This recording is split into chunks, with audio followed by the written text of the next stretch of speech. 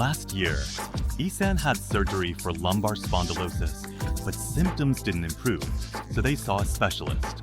Today, I'm a patient getting a half-cell injection.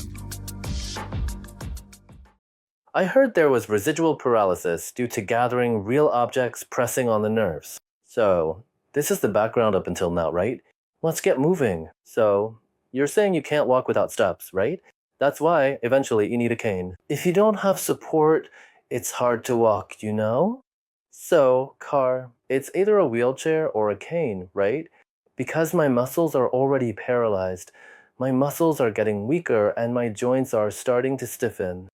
Like, if you are unable to do things that you have been able to do up until now, such as going to the bathroom or peeing or pooping, it is as if you cannot trust your own thoughts, you know? At first, it's like, if you don't wear diapers anymore, it's going to be a big problem, but if it keeps going like that, it's as if my life is going to be over, you know? That's how much despair I felt.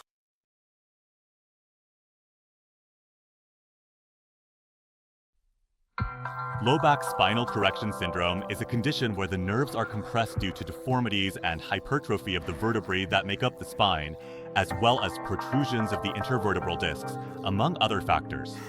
Joint dislocation is a characteristic symptom. Walking causes pain and numbness in lower limbs, making it difficult due to a tight feeling. A short break in front of a mirror helps regain the ability to walk.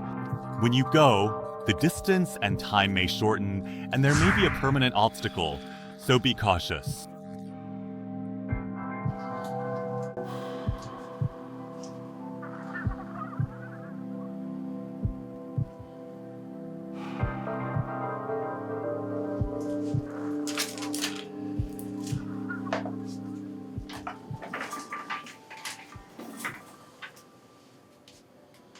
こういう歩き方になってたんですよ。こっちにこういう感じ寄っちゃうっていう。麻痺が強い方がこっち。麻痺が強い方ですね。おお。こんな感じ。反対側に。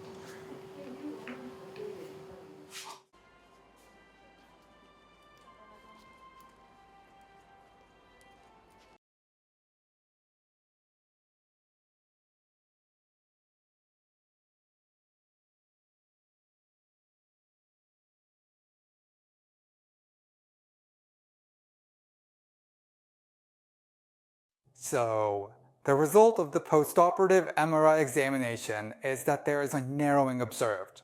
There is nerve compression in this area. Additionally, there is also a narrowing of the passage observed in the MRI on the right side. You have come to this clinic and received a spinal injection and drip treatment once each. In clinical practice using hepatocytes, it has been reported that symptoms diagnosed as irreversible can change over time. Stem cells have something called homing effect, and stem cells that enter the blood vessels fly to the site of the injury.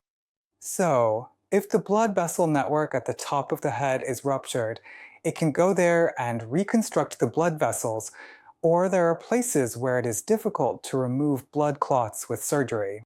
In such cases, the anti-inflammatory effect of stem cells is expected to suppress inflammation and suppress blood clots.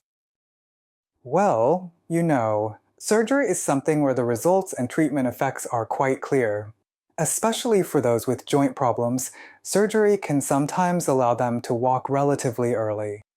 I think that surgery is not perfect, even though I have done it myself. There are still people who complain of pain after surgery, and there are also people who say that they can't have surgery. And I think that when you reach your 90s or close to 100, there is resistance to surgery. For those people, surgery treatment is not always recommended. On the other hand, there is stem cell therapy. It's a non-surgical treatment, so there are definitely advantages in this area.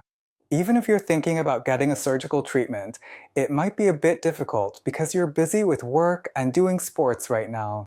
Some people want to do their best without surgery now, especially with caregiving and child rearing. Others, like the elderly and those lacking confidence in their physical condition, say they don't want surgery. If you're wondering about your recovery from anesthesia and whether you'll be able to push through rehabilitation after surgery, I definitely think you can have high hopes for regenerative medicine.